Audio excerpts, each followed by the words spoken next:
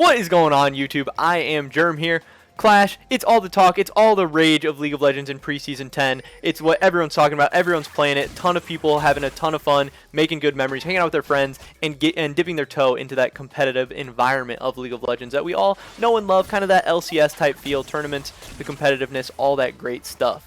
Hopefully you've gotten a couple tournaments in by now. Maybe you've even won one. If you have, hey, great for you. You're pretty much a competitive League of Legends player at this point. Hopefully we see you in the LCS soon. But if you haven't, then this video is for you. You are in the right place, because today we have 10 tips that are going to help you win more Clash tournaments, not only in Season 10, not only in 2020, but pretty much all throughout the rest of League of Legends as long as Clash is going to be offered. Before we get into this video, I just wanted to mention real quick that I actually do stream over at twitch.tv/I_am_germ. That link is going to be in the description below. We definitely appreciate if you guys check that out. We've built up a really solid, awesome community over there.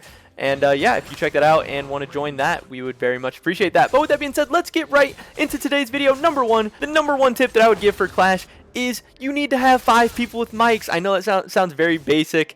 But there's some people, you know, League of Legends isn't a game where you need a mic to play it. All the chat is done through typing, and if you like duo or use Discord or anything like that, maybe you have mics. But I would say for Clash, for a competitive environment, that mics are essential. You need to have Discord, you need to have League Voice, whatever. You need to have 5 people with mics that actually use them and know how to communicate.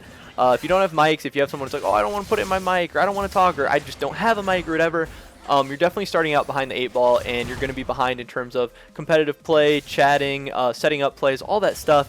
So if you're serious about winning Clash tournaments, get a mic. I know it sounds like an obvious tip, but for some people out there, I feel like that's something they're not doing, and you definitely need to.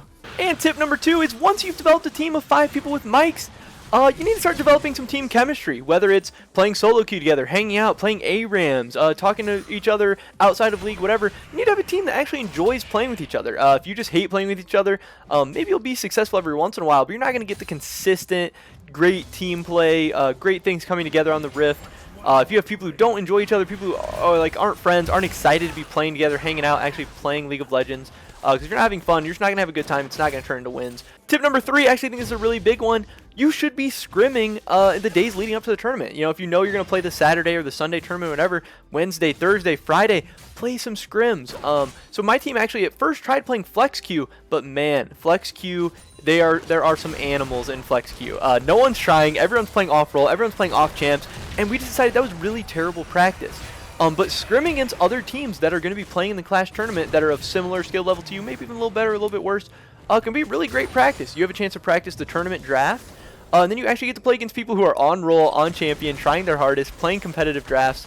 I think scrimming is a great tip. There's Reddits, Discords, friends you know IRL, friends you know from the game, whatever. A ton of ways to set up 5v5 scrims on Summoner's Rift and really get the very best practice out of it. Something I would definitely recommend over Flex Queue. I think if you scrim for a whole week, your team will definitely see improved results in Clash Tournament. Another tip is to talk about your champion pools. Make sure you know headed into the Clash Tournament what champions people are comfortable playing, what champions are not playing, what champions they would like to see banned, what champions they don't mind getting left up.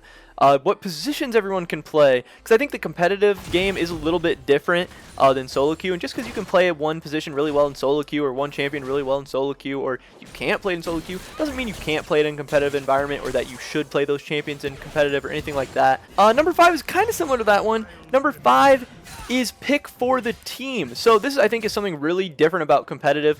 Competitive and solo queue picks are so different. Okay, so like right now, something like Yorick that's on the screen. Yorick is a really good champion for solo queue, something I definitely recommend.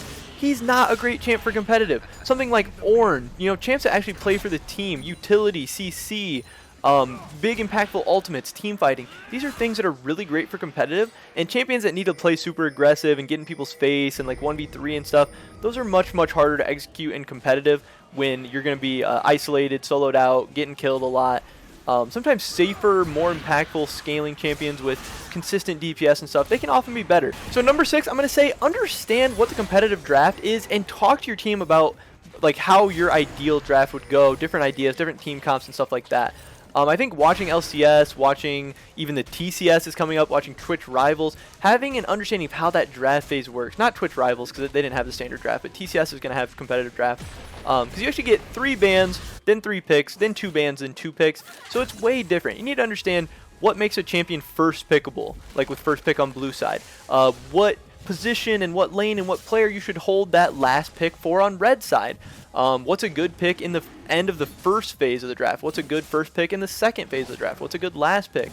You need to know what champions are blind pickable, what champions are good counter picks, what lanes you need to save for, what lanes you need to pick early, how you should pick up your duo lanes. Like, there's a ton of small techniques and things that happen in draft where if you don't watch LCS a lot or you don't watch competitive a lot, you won't really understand because there's nothing like it in solo queue. But if you can slowly begin to understand draft, it's really going to help you out in Clash. Number 7, I just wanted to talk about the scout phase in Clash. They actually give you a scout phase where you can look at the other team, see their match history, their most played champs, their highest mastery champs, what they've been playing in Clash.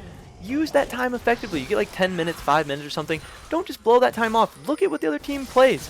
And also, don't just ban the last comp they played or something, because you actually have to take into account, what did the other team ban against them? What do they play in solo queue the most? What's their highest mastery?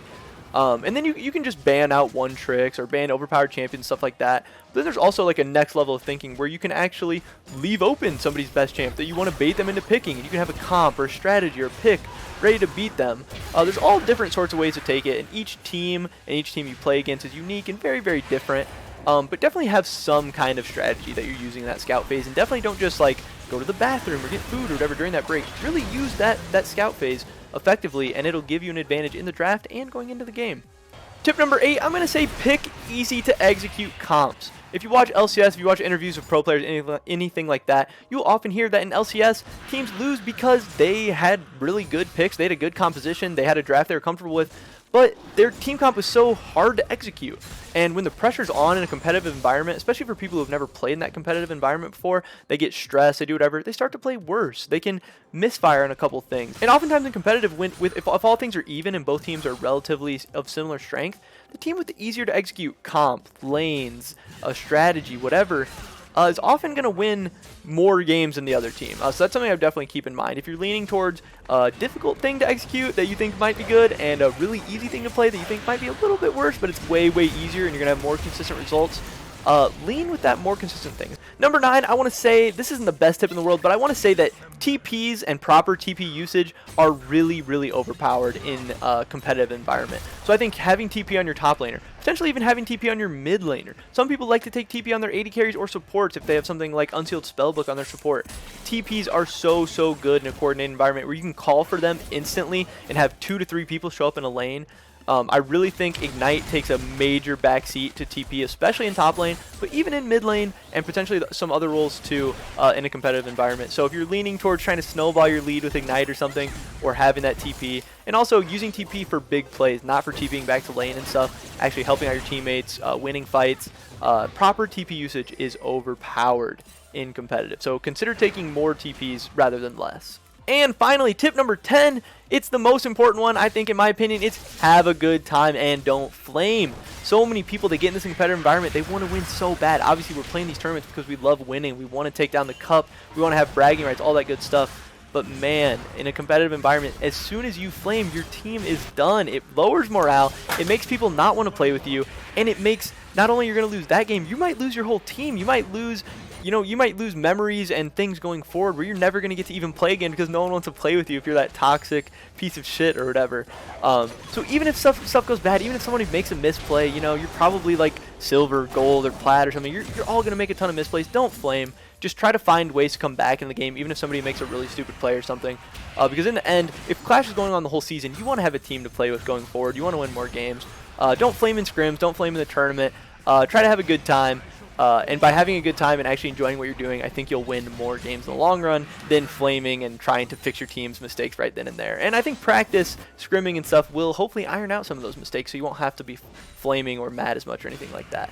That's pretty much it for this video today, guys. That is the 10 tips that I think will allow you to win more tournaments of Clash if you actually start to take in some of those tips and apply them to some of your teams and games. Leave a comment down below. Let me know which one of those you thought were helpful, which one you think those were stupid. It's all okay. If you have any ideas or anything like that, definitely comment down below. Drop a like if you enjoyed this video. Definitely check out our stream sometime over there. We have pretty much daily streams going on, so hopefully I see some of you guys there. Let me know if you're coming from the YouTube channel or whatever. But thanks a lot, and I'll see you guys next video. Peace.